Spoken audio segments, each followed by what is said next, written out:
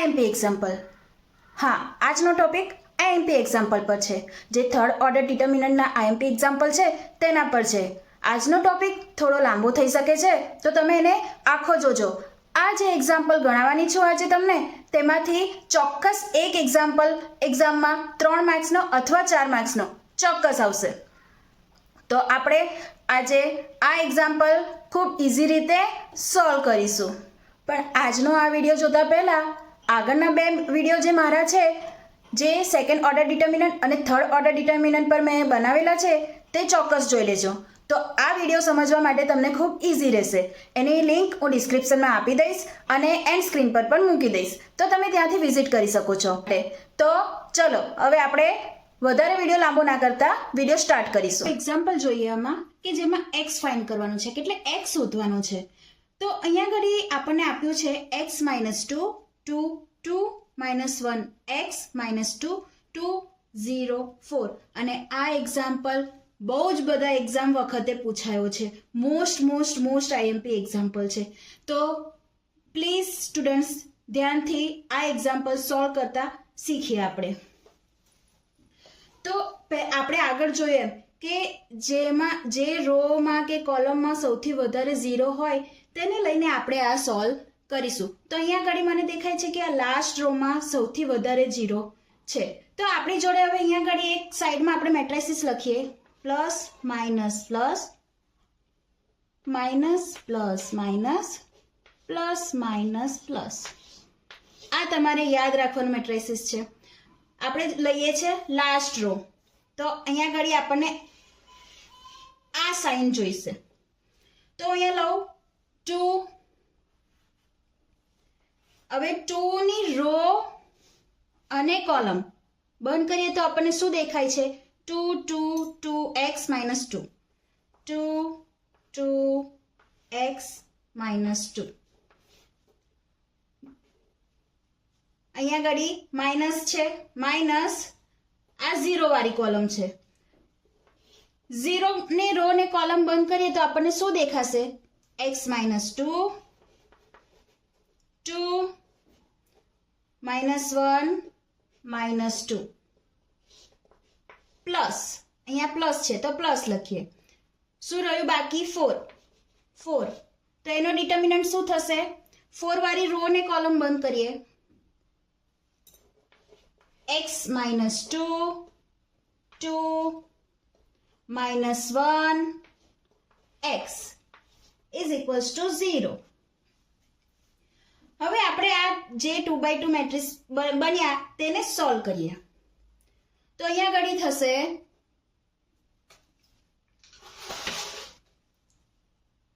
2.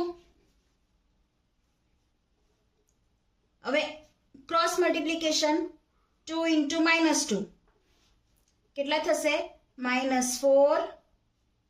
આ cross multiplication વચ્ચે minus રહેશે. 4 × x × 2 2x માઇનસ આ ટર્મ 0 થઈ જશે કેમ કે 0 ના મલ્ટીપ્લિકેશનમાં છે. પ્લસ શું રહ્યું અહીંયા ઘડી? 4. આને સોલ્વ કરો, શું આવશે અહીંયા? x -2 × x. તો આપણે એવું લખીએ x × x -2 વચ્ચે માઇનસ, આ બંનેનું મલ્ટીપ્લિકેશન -2 = 0. હવે આ આપણે સોલ્વ કરીએ. આ 2 ને અંદર મલ્ટીપ્લાય કરીએ, શું થશે? 4 × 2 8, અહીંયા માઇનસ છે, -8. 2 × 2 4 x, આ 0 થઈ જશે, પ્લસ 4 એઝ ઇટ ઇઝ. આ અંદરના કૌંસ સોલ્વ કરીએ, આને અંદર મલ્ટીપ્લાય કરો, શું રહેશે? x² -2x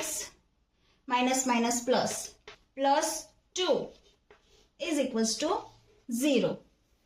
ફરી આ ટર્મને સોલ્વ કરીએ, -8 -4x પ્લસ મલ્ટીપ્લાય કરો અંદર 4x² -8x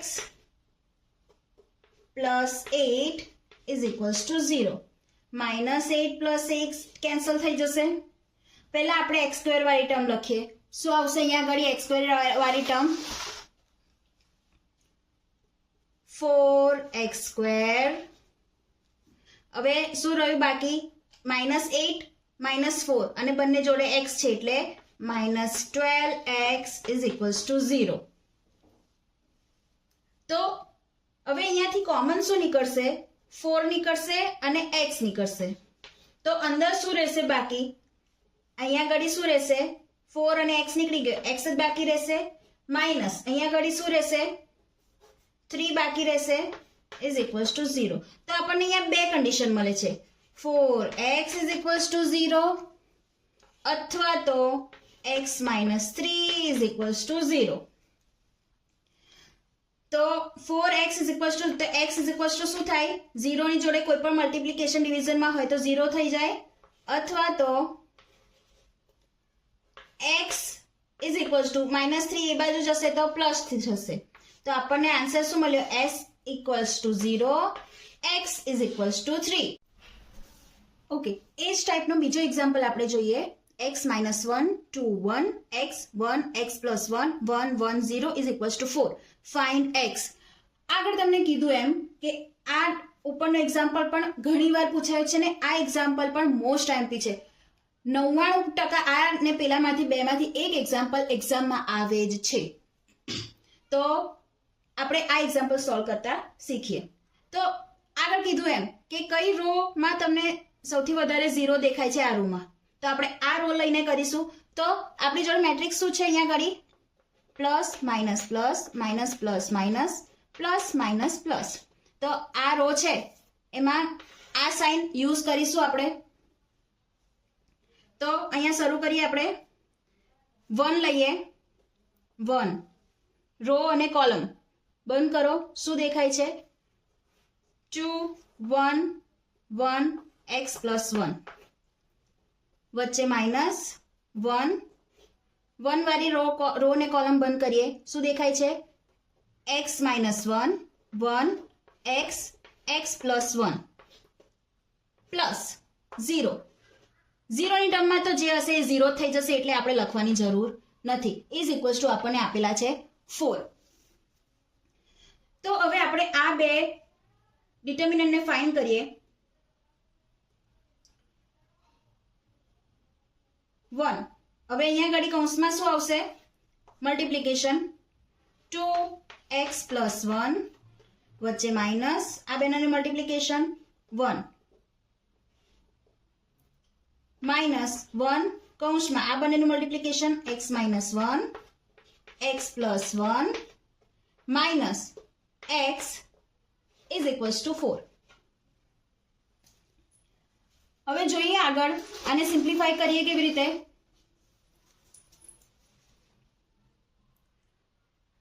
2 ને અંદર મલ્ટીપ્લાય કરીએ, 1 જોડે છે એટલે 1 ને કોઈ બી જોડે મલ્ટીપ્લાય કરો એટલા જ રહેશે.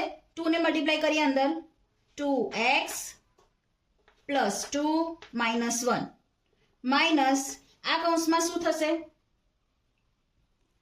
આ બંનેનું મલ્ટીપ્લિકેશન x - 1 x + 1 તો શું થશે?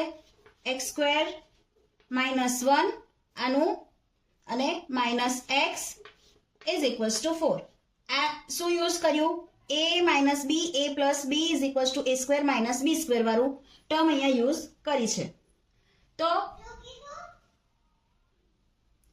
હવે અહીંયા ઘડી સોલ્વ કરીએ. 2x + 1 minus x².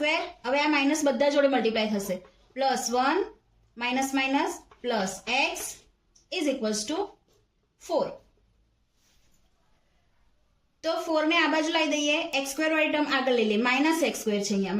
-x², 2x + x + 3x 1 + 1 + 2. 4 ને આ બાજુ લાવીએ તો -4 લખાય = 0. હવે -x² + 3x 2 - 4 -2 = 0. હવે આખી ટર્મને માઇનસ વડે મલ્ટીપ્લાય કરું, ઇક્વલ ટુ ની આ બાજુ બી કરું ને ઇક્વલ ટુ ની આ બાજુ બી કરું તો આન્સરમાં કોઈ ફેર પડે નહીં. તો આપણે આખી ટર્મને માઇનસ વડે મલ્ટીપ્લાય કરીએ તો અહીંયા થશે માઇનસ પ્લસ એટલે કે x² માઇનસ અહીંયા મલ્ટીપ્લાય થશે તો આ માઇનસ થઈ જશે 3x, આ પ્લસ થઈ જશે ઇઝ ઇક્વલ્સ ટુ 0. હવે અહીંયા આપણને આન્સર લાવવો છે તો આ રીતે તો આન્સર આવશે નહીં, 2 વડે તો અહીંયા આન્સર આવશે નહીં. તો હવે અહીંયા આગળ આને -3x ને સ્પ્લિટ કરીએ આપણે. x² - x - 2x + 2 is equals to 0. જો -x - 2x એટલે -3x થશે, એટલે આ સાચું છે. તો હવે આમાંથી શું નીકળશે? x -1. આમાંથી શું નીકળશે? કોમન -2 કાઢી દઈએ. હવે -2 કાઢ્યા તો શું રહેશે?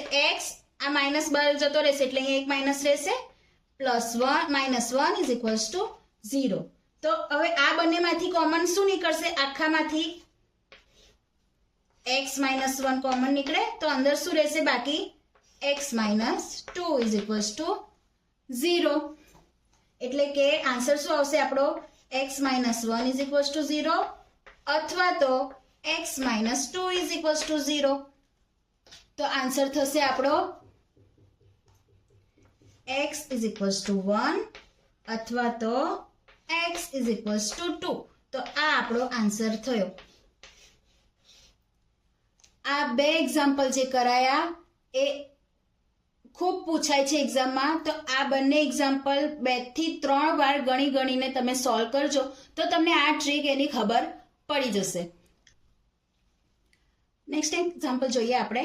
If ABB, BAB, BBA is equals to 0, then prove that A is equals to B or A is equals to -2B.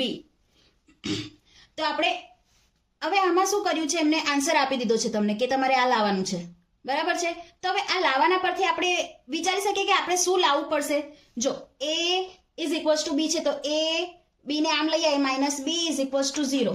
જો એક વેલ્યુ તમારે આ લાવવી પડશે અને આમાં -2b ને આ બાજુ લઈ આવીએ તો a -2b એટલે +2b ઇઝ ઇક્વલ્સ ટુ 0. આ બે વેલ્યુ તમારે લાવવાની છે. એ તમારે યાદ રાખવાનું કે તમારે શું લાવવાનું છે? આ બે વેલ્યુ આવે તેવું કરવાનું છે. તો આપણે સોલ્વ કરીએ. હવે અહીંયા આગળ તમે કોઈ બી રો કે કોલમથી આને સોલ્વ કરી શકો છો.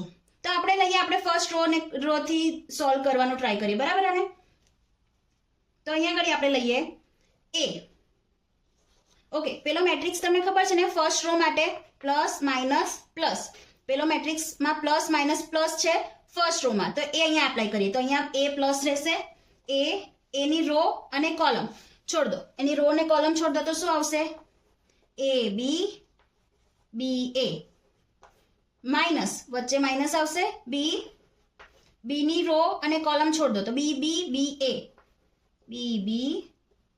BA પ્લસ અહીંયા શું છે? B, એની રો ને કોલમ છોડ દો, BA BB is equals to 0. Okay, તો હવે આને આપણું આન્સર AB ના ફોર્મમાં જ આવશે. તો આને સોલ્વ કરવું પડશે આપણે. તો A મલ્ટીપ્લિકેશન કરો, A² - B² B into AB -B² plus B, અહીંયા B² - AB is equals to 0. હવે આ તો સોલ્વ થઈ ગયું. હવે શું કરીશું આપણે? અહીંયા આગળ આપણને A² - B² છે. તો હવે જો આ ત્રણેયમાં AB છે તો આપણે હવે એને ટ્રાય કરીએ કે આપણે શું લાવવાનું છે? A - B લાવવાનો છે એક ટર્મ. તો આપણે એમાં સોલ્વ કરવાનું ટ્રાય કરીએ. તો આપણે શું કરીશું? અહીંયા આગળ અહીંયા A² - B² ને એવું લખી શકાય, A + B A - B minus. હવે અહીંયા આગળ શું કરું છું? B કોમન કાઢું છું તો શું થશે? એક B તો છે, એક B બીજો કોમન કાઢીએ તો B² અંદર શું રહેશે? A - B આવી ગયો એક ટર્મ, આપણે જે જોઈએ છે એ ટર્મ, પ્લસ હવે અહીંયા આગળ શું નીકળશે કોમન? B કાઢીએ કોમન, B કાઢીએ, પણ આપણને અહીંયા શું જોઈએ છે? A માઇનસ નથી જોઈતો, A પ્લસ જોઈએ છે. તો આપણે શું કરવું પડશે? -B કોમન કાઢવો પડશે. તો -B², એક B તો બહાર છે, બીજો B આવે એટલે B², એટલે માઇનસ એટલે B માઇનસ થઈ જશે ને A પ્લસ થઈ જશે, A - B is equals to 0. હવે જો આખા ટર્મમાં મને a માઇનસ b બની ગયું, આપણને a માઇનસ b એક ટર્મ જોઈએ છે, તો આખામાંથી આપણે a માઇનસ b કોમન લઈ લઈએ. a માઇનસ b કોમન લઈ લઈએ. અંદર શું રહેશે? a plus b minus b square અને અહીંયા minus b square is equals to 0. આવું રહેશે બાકી. બરાબર છે? હવે a માઇનસ b આને સોલ્વ કરીએ. a square plus ab minus b square minus 2b square is equals to 0. હવે આપણને અહીંયા બીજી ટર્મ શું જોઈએ છે? a plus 2b is equals to 0. આવી ટર્મ જોઈએ છે આપણને. બરાબર? આવી ટર્મ જોઈએ છે. તો શું કરીશું? આપણે અહીંયા આગળ 2b વાળી ટર્મ બનાવવી પડશે. તો એના માટે a minus b.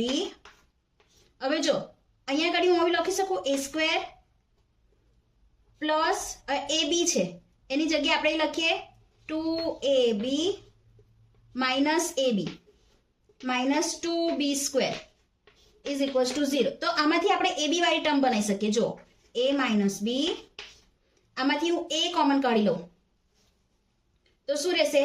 a plus 2b આવી ગયું. આપણને જે જોઈએ છે તે અહીંયા માઇનસ b કોમન કાઢી લઈએ તો માઇનસ બહાર નીકળી ગયા એટલે પ્લસ થઈ જશે અંદર. a plus 2b is equals to 0. જો આપણી બીજી ટર્મ બની જવા આવી છે તો શું કરીશું? હવે આને કોમન લઈ લઈશું. a માઇનસ b આને કોમન લઈ લો. a પ્લસ 2b શું બાકી રહ્યું? a minus b is equals to 0. તો અહીંયા આગળ શું થશે? આપણને a માઇનસ b 2 ટાઈમ્સ છે એટલે સ્ક્વેર થશે.